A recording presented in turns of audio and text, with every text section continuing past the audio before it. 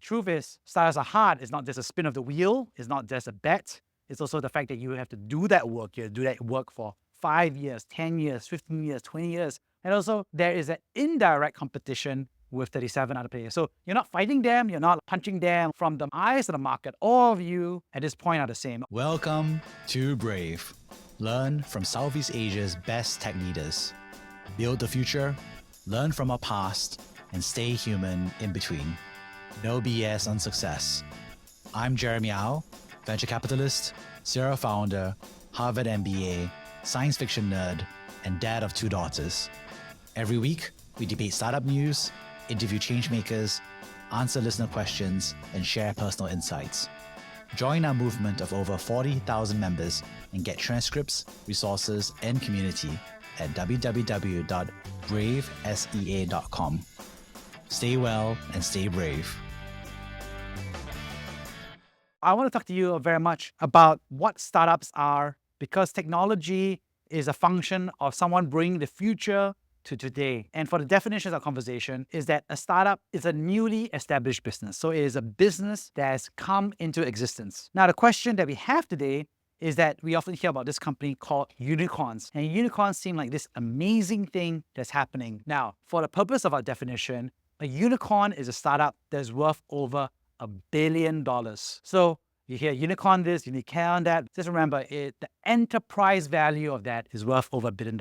Now, for people who are interested in finance and so forth, the way we should think about it is that it is composed of 2 components. First, it is the revenue. Whether you're a tuition center, whether your bakery is making $100 million of revenue on an annualized basis. That's one way to think about it. And the second thing is that the public markets, the public equities value your business at a multiple of 10x. So it's worth 10 times higher for that, because we believe that the dollar you earn today, you will earn the equivalent of 10 times more of that profit over the course of the lifetime of this business. So that's what a unicorn is. Unicorn on average is about $100 million of annual revenue times a 10x price to revenue valuation multiple. So for example, if you're a trading company, you're a consumer packaged goods company, you're probably not going to get a 10x multiple. You're probably going to get a 2x multiple or 3x multiple, for example. So in order for you to become a $1 billion company, you need to have reached $300 million. We also saw the opposite of that. We saw that in crypto, the time we had was that some companies were doing about $1 million of revenue, and then their multiple of price to revenue was like 1,000x, because people were going crazy on that. And so people were saying, we have a crypto unicorn, and we make $1 million of revenue because people are valuing us at 1,000 times. So this, you want to think about that all the time, because those are, you hear a lot of people say, I'm a unicorn, I'm not a unicorn, this unicorn got dehorned, this unicorn is going to be there, it's a decacorn. But you just have to remember that there's implied judgment in that sense, right? So the revenues is a known quantum, but there's a judgment of the future profitability and the revenue growth of that company. So you have to be thoughtful about that whenever you hear about a unicorn. So a unicorn is a startup that's worth over $1 billion. I guess the question here is, if you raise $1 million of seed capital, so you raise $1 million, you pitch, and you got money from a VC in America, what are the odds that you become a unicorn? Is it 1 in 20, 1 in 40, 1 in 60, or 1 in 80? Well, I have good news for you. The odds are 1 in 40. It is actually much easier to become a millionaire or billionaire than you currently think. Now, of course, maybe it's always because you've been raised in a Southeast Asia environment, the ecosystem is a bit harder. So maybe you're thinking about it from that perspective. But I think it's useful for you to think about it is that actually the chance of being a unicorn is about 1 in 40. That's roughly equivalent to a roulette wheel. Roulette wheel, for those who do sports analysis, clearly would never do something as crass as roulette. But if you were to do roulette, there's about 38 numbers on that wheel, maybe 37 depending. And so it's roughly about the same odds. Of course, the truth is, startups are hard. It's not just a spin of the wheel. It's not just a bet. It's also the fact that you have to do that work. You have to do that work for 5 years, 10 years, 15 years, 20 years. Mark Zuckerberg is still working at his first startup, which is Facebook, and now he's doing all kinds of different things. And also, there is an indirect competition with 37 other players. So you're not fighting them, you're not like punching them, or whatever it is. From the eyes of the market, all of you at this point are the same. All of you have been savvy enough, smart enough, hardworking enough to raise $1 million from a VC to give you that money. And now you're all in indirect competition, the same way you're competing for weightlifting or competition or some sort of judgment competition. But all of you are trying your best, you're not trying to compete each other, but there is that indirect competition. And so the good news is it's more possible to build a unicorn than you currently think it is. But now I'm going to give you 8 different ways to build a unicorn. So this is a helpful way because I want to open up your mind that you don't need to do finance. You don't need to do consulting. You could potentially be a founder and figure out a way to build a unicorn, $1 billion a company. So there are 8 ways, and these are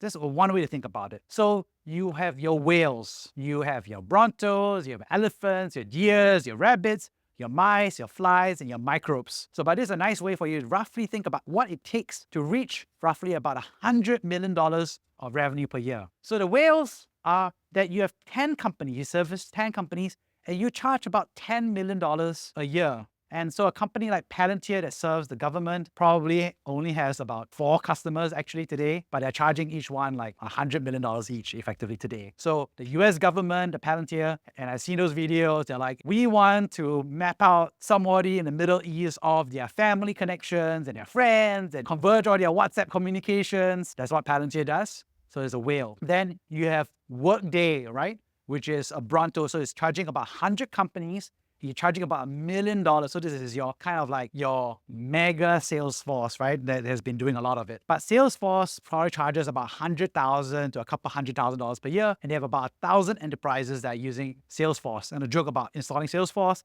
is that you can never uninstall Salesforce. So you are stuck using Salesforce no matter what. And then you see companies like HubSpot. And some of you may have already seen it or heard of it, but it's a company that's going and attacking Salesforce. So they want to charge 10 times cheaper than Salesforce. And so they're charging about $10,000 per year, and they're servicing about 10,000 medium-sized enterprises on average. Then you have Rabbits, which are about 100,000 small businesses by charging about $1,000 per year. And many of you may already have started to see some of that in your cost of your work, because that's about $100 per month, which is quite a reasonable cost of software in Southeast Asia for about that $100 per month subscription. And then, of course, you see your mice. So there's about 1 million prosumers. So these tend to be professional users, and they charge about $100 per year. And so many of you already, for example, are already doing this. If you pay for ChatGPT today, they charge you about $20 per month. The cost of a year is about $200. And they have more than 1 million users around the world who are paying for ChatGPT. ChatGPT, even though it is a $1 billion company, is actually based on a business model right now of servicing mice. And then we have your flies, which is about 10 million consumers, for example, charging around $10 per year. So this is starting to approach some of your advertising or sponsors, your TikTok. But if you are on TikTok and you bought something on TikTok Shop, for example, you have made that transaction happen. So these are your flies. And then lastly, you have your microbes. So these are your 100 million consumers. And on average, people only spend about $1 per year, right? So WhatsApp technically is a free product for all of us, but there's a lot of WhatsApp shops and channels. They're trying to test advertising and so forth. So these tend to be your free products because $1 per year is effectively saying that I'm trying to make about 10 cents per consumer per month. So these are the 8 different ways for you to do unicorns. So previously you thought there was 0 way to make a unicorn, but now you know that there are 8 different ways to build a unicorn. In order to become a unicorn, you need to have a special sauce or product. But wouldn't it just get stolen? And the answer is, it's correct. Do we know that the thumb drive was invented in Singapore? The thumb drive, the first ever thumb drive. And so at that point of time, Singapore was making MP3 players because we were the Malaysia of manufacturing at that time, right? So a lot of our parents had their first HP job or tech jobs. They were assembling MP3 players. And a Singaporean guy basically said, what if I remove the MP3s, I remove the player, and I just do a thumb drive? And so he created a thumb drive and thought he was going to be rich. Turns out he was not, because across the ocean in Shenzhen, they all decided that he had made an amazing journey, and they all copied his design to death because his secret was not protected. Now he filed some patents, he tried to lure lawsuits. By that time, China did not have a strong IP protection regime. So that guy, unfortunately, came out of it, he invented it, he became a millionaire, but then he never got to become a billionaire because he should have. On the other end of the scale, you actually have biotech and pharma, where we have very strong IP protections. So in other words, if you design a pharma pill, for example, you design Viagra, you design Moderna, you have IP protections, because America will say that if you manufacture my drug, then the US government will protect the company's ability to retain that profit, but also retain that intellectual property. Now, what we also know is that South Asia or India allowed the generic industry to exist. In other words, any drug that's made, even though it is protected in any part of the world, in India, it is totally legal for you to generate a generic version of that drug. So the Indian government has basically said, all the American government, you can do whatever you want, but I will protect because I want my citizens to have the cheapest medication. But what's interesting is that as a result, India doesn't have an R&D machine or pipeline for drugs. For almost all drugs, the unicorns that you see there, Moderna became a unicorn, Pfizer became a unicorn. These are companies that were born and bred in America and the American alliance, Western places like the UK, Singapore. All of us are part of that world order where we agree to protect the supernormal monopoly profits for a period of time for biotech. Now, that's also true for Disney. So you and I can't make Walt Disney stuff. Obviously, some things are coming out of copyright. But basically, the governments around the world have basically said, if you write a book that is special, like The Handmaid's Tale, or House of the Dragon, or Game of Thrones, or Lord of the Rings, we will protect your ability to make money as an author for 20, 50, 100 years, whatever the time frame is, to allow you, because we won't allow other people to copy your stuff. Because if you can copy your stuff, then you don't make any money, right? And then why would you be doing writing? So the government has decided to protect that. So similarly for startups, a lot of startups will choose to focus on patents, will choose to figure out on their secret sauce, the algorithms and so forth. So there's a very interesting debate by society because to innovate, you have to invest money to create a future. But if you create a future and you're not allowed to make money from that future, then you don't bother creating. And so in order for a capitalist, like a venture capitalist or finance people, to put money into you today, they want to know that there's going to be money in the future. And so the startups have to protect their own ability to do that thing. But they also have other advantages. They have speed, they have distribution, they have economies of scale, they have the ability to lock up talent. There are different ways that a startup can do to hoard as much of that competitive advantage so that as long as possible, nobody else can make money the way they do. So what we are seeing in the world today is two things. I think what's really interesting is that, first of all, more people on the world are on the internet than ever before. If you think about it, at one level is 50 years ago, nobody was on the internet, zero. And now most people in the world have internet, right? And you see that even, for example, the Philippines is one of the biggest e-gaming places in the world because for them, they went straight from, they didn't have PCs and laptops, they went straight to mobile gaming and LAN cafes. So they built the esports culture, right? And so what I'm trying to say here is that there is almost like two groups of people coming up. The first trend is a lot of people are on the internet for the first ever time, the first generation ever. And so there's literally billions of people who are now available. And so the interesting thing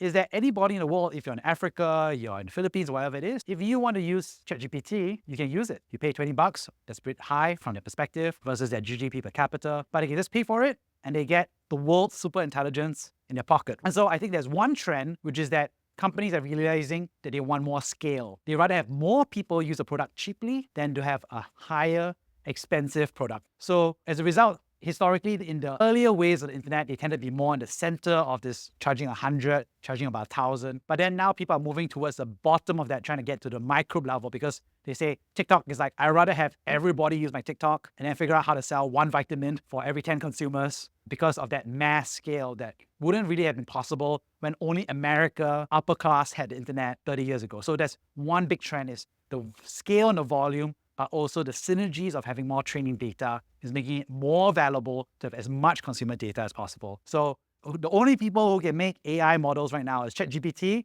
because they basically disrespected copyright and looked at everybody online stuff without paying anything for it. And then there's Facebook who can build AI because they have access to your WhatsApp, your Instagram, and their Facebook.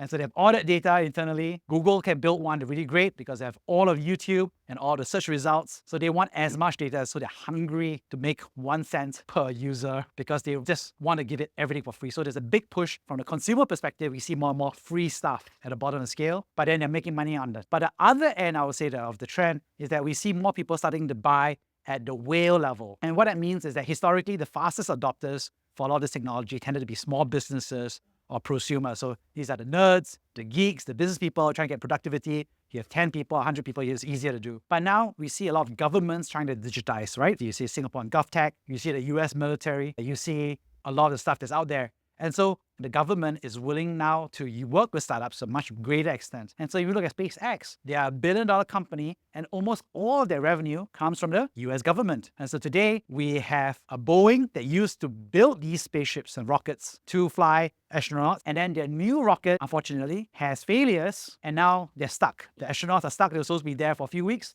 and now their mission will be extended for 6 months. And the company that they're currently thinking about bringing them back on is SpaceX, which only came to existence about 10 to 20 years ago, not really that long. So the government is paying for almost all of the revenue of SpaceX. And so we actually see that as well for other things. I was meeting with a VC in America, and he basically said that the conflict in Europe exposed that America does not know how to manufacture anti-tank guided missiles anymore. So they don't know how to make Javelin missiles anymore, and they're sending all the inventory over, but they can't make new ones because all the people who made them were all retired now, right? The stuff that they made in 1960s, 1970s. So the government is interested in buying from startups, and they want to buy millions of anti-tank guided missiles for a startup that's willing to design it for them, obviously incorporate the latest technology and so forth. And so I think you see the other end of the scale is that, and it's not that the middle is weakening, but you see that push, the power of data and scale, pushing people to the cheaper side.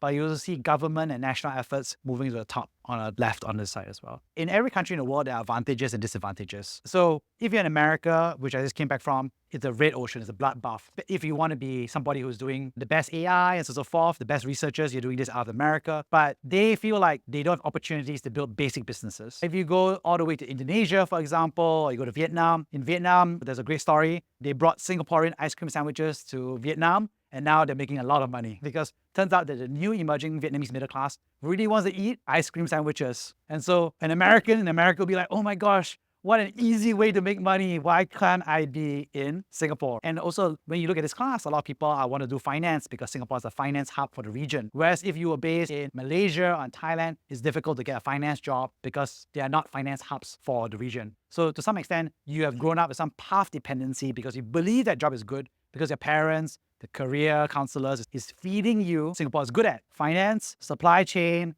consulting, and education. So guess what? Everybody here is like naturally herding into those behaviors because those are the things that we're good at. Whereas if you're in Los Angeles or New York, when I was there, a lot of people will want to be musicians, they want to be artists, they want to be improv comedians.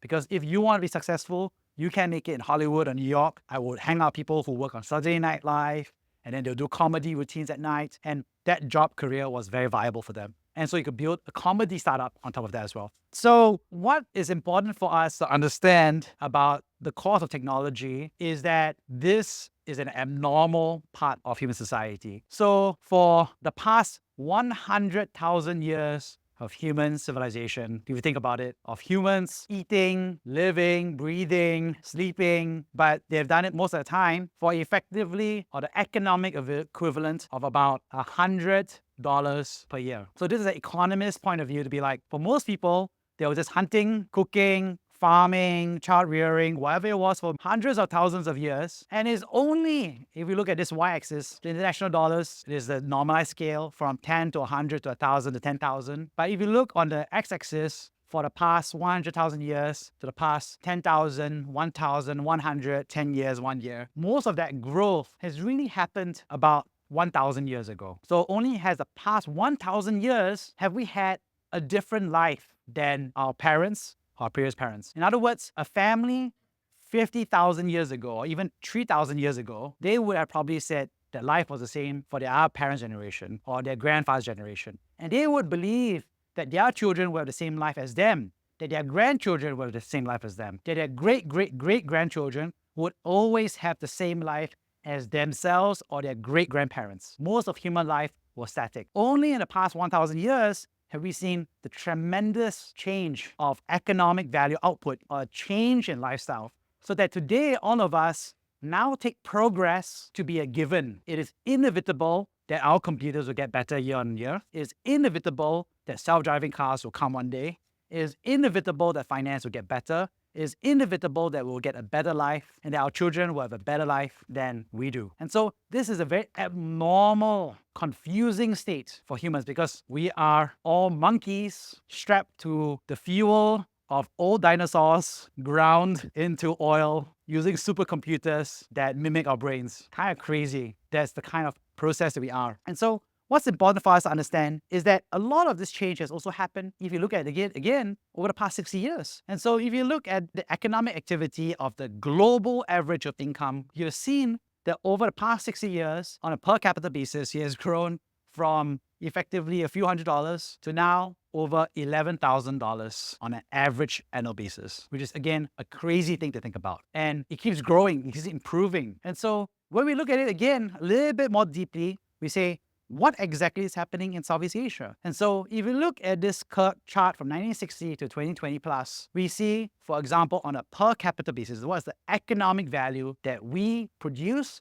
but also enjoy. And the brown line that you see here is America. The green line is Singapore. And if you look at other countries, you see on a per capita basis, the yellow line is Malaysia, we have Indonesia, we have China. So this is the per capita GDP that is being generated. So we read the newspaper articles about China, amazing, rising. But you have to remember that their GDP per capita is still at about $10,000 plus. Whereas at Singapore and America, we enjoy the same level of national wealth on a per person basis. In fact, if I add this chart and we put in the UK numbers, our GDP per capita is higher than the UK.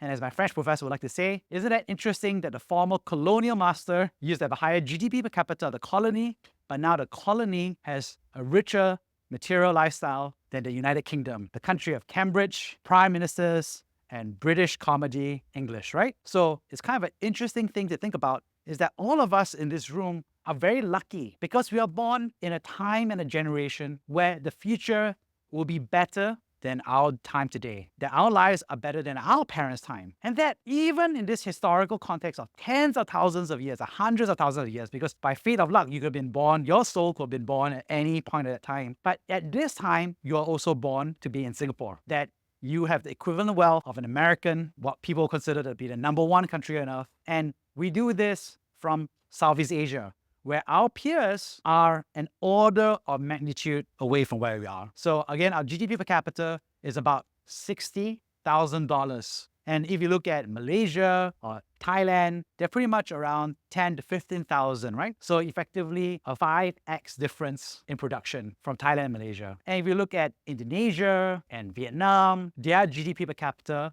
is around $5,000 to $10,000 in the Philippines. And so again, we have a 10x order of magnitude. So at this time, you were lucky to be born or your parents migrated to Singapore, your great-grandparents, but you live in a country today that's a 5 to 10x wealth compared to our nearest neighbors. And it is a 10 to 100x compared to the lives of our grandparents and our great-grandparents. This is a lucky moment. And so all of us around this place have to make sure that we understand why and what has happened. And then with this privilege that we know about our position and our wealth, to be thoughtful about our careers and how we're going to give back and how we're going to make sure that the future continues to progress for everybody. And so when we think about it, we look at Southeast Asia, excluding Singapore. So this is a chart where he took out Singapore because he broke this axis of it.